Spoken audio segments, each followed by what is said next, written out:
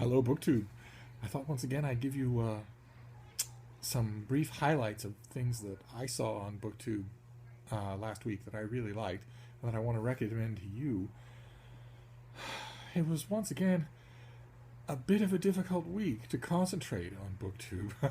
Unfortunately, it started off with the presumptive Republican nominee for the President of the United States once again taking to microphones on 3 different occasions and loudly advocating to cheering crowds that when he's in office he will enthusiastically commit war crimes.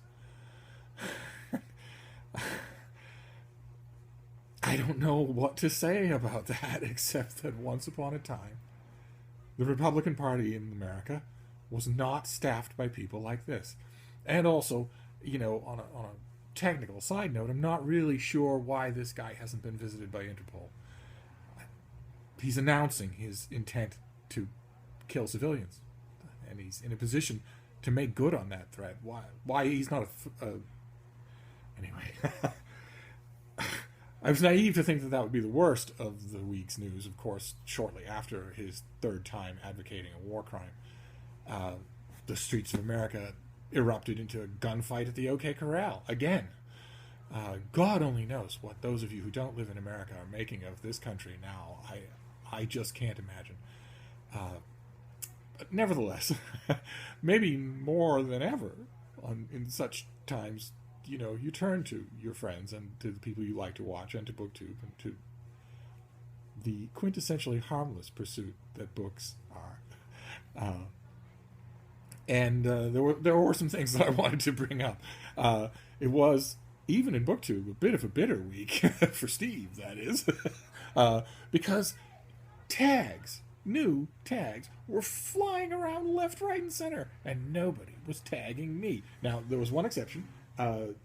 Mo's Reads tagged me in the book names tag, and because I think some of you are starting to get very accustomed to making Steve book lists, she made sure you list a book for each letter of your name. She made sure to specify that I am to use both my first and last name to maximize the number of books.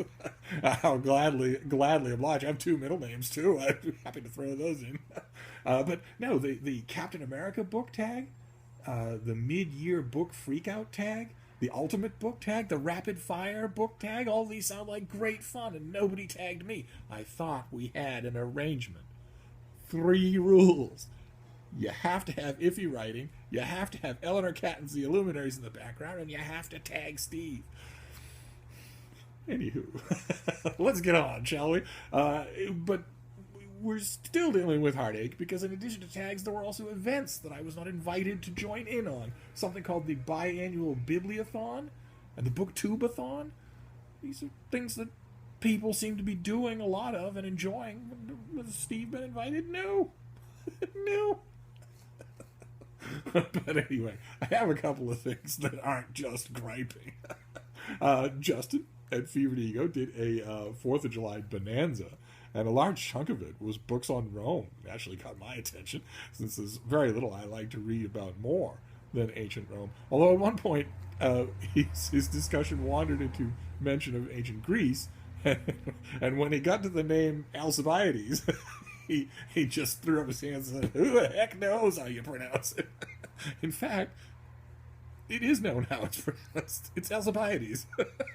And I should also point out, if you're watching, Justin, that volume of Plutarch that you have sounds crappy. If the editor of a Plutarch volume is wasting your time with comparison essays instead of cramming in more lives, you've picked the wrong editor.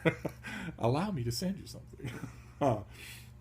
But let's see. Beth and Elizabeth Tyree did a 2-part hot and sticky summer novel writing challenge update, and also an appreciation, a look at Stephen King's book On Writing, which I know so many writers out there venerate. I do not.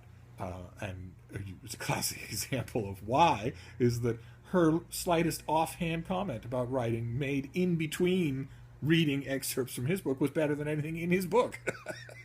But it brought me to mind that that's another thing that I wanted to mention. It's an ongoing thing for last week in BookTube, which is that we're still in the middle the Hot and Sticky Summer Novel Writing Challenge. And I'm sure that Adrian and Dalton would agree with me when I say that if you've just discovered their channel and you've just discovered the existence of the Summer Novel Writing Challenge, you don't have to feel excluded at all. There's no one who says that you have to make a word count. Join in. Start writing now and just make your word count per day. It's 400, 500 words per day until the end. No one's going to care that you started late. You should still do it. They are absolutely right when they say it is an amazing accomplishment feeling to be generating a chunk of prose and to have it just slowly building in your life. So if that's your situation, and you've just found out this exists, because they have a lot of new subscribers, and good for them, they should. If you've just found out that this exists, do it anyway. Start in. But let's see. LeeReader, whose channel I've praised here before, had been gone for a while.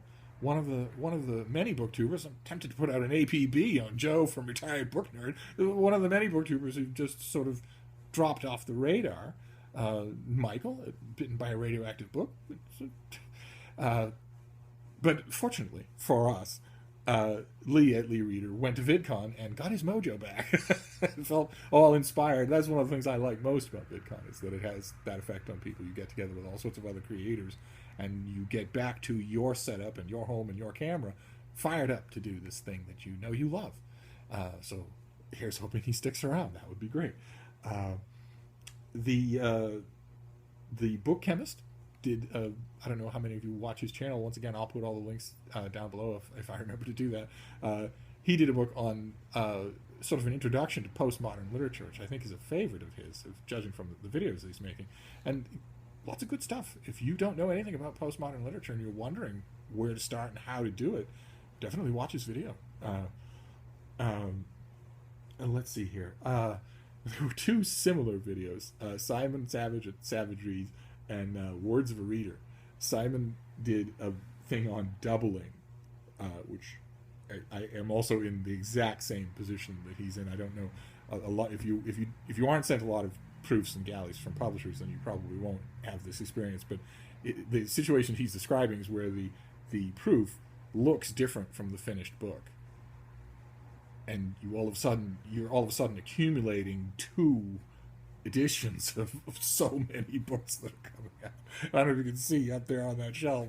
That definitely happens to me, and it gets ahead of you unless you're very, very vigorous about it. It gets ahead of you. And Words of a Reader was a very similar video. The title of it was Why Do I Own You and Do You Deserve to Stay? 2 questions that books don't want to hear, but we have to keep asking them, especially if you're, like most of us, I imagine, accumulate books like Lint. Then you have to keep interrogating their right to stay. There's no other way around it, as heartless a process as it is. So you should watch those 2 videos. Simon's will be a little more rarefied. It'll be for those of you who get lots of stuff from publishers. But Words of a Reader will speak to everybody. What do you do when you're up to your ham hocks in books? You have to start asking, why do I own you and do you deserve to stay? But the last thing that I wanted to mention is more on the serious side, and it'd be a call to action to all of you, anyone who's inclined to do so. There's a channel called ReaderandtheWrite. She did a video, a brave, wonderful video, about quitting BookTube because she started a channel and started doing hauls and wrap-ups and, talking about books, same thing that all of us do, and started getting bullying comments on social media from people saying, you're derivative, we've seen all this before, you're simply copying other channels, you should quit. And she didn't just get one comment, she got a few comments like that, and decided, I don't know how many people would have the courage to do it, she decided to make a video about it. Just look in the camera and say, look, the number of subscribers doesn't matter, it matters that I love doing this. And I was very happy to see, because of course I'm not a stranger to this phenomenon. I was very happy to see the support just swelling up in her comments field. But the thing I'd like to see swelling up is her subscriber count, because, that feels really good. When you feel like, when you're being told that, you're a hack, that helps. So if you feel so inclined, if you go and see her video and then maybe treat yourself, like I did, and watch a bunch of her other videos, feel free to subscribe. You know, she'll feel, I know it's not right, I know it's not, it shouldn't be true, but I suspect she'll feel a lot better about mean comments if she has 2,000 subscribers. It's just human nature, I think. And there you go. That was the week in BookTube, in which the main feature was that Steve was neglected on a whole bunch of tags.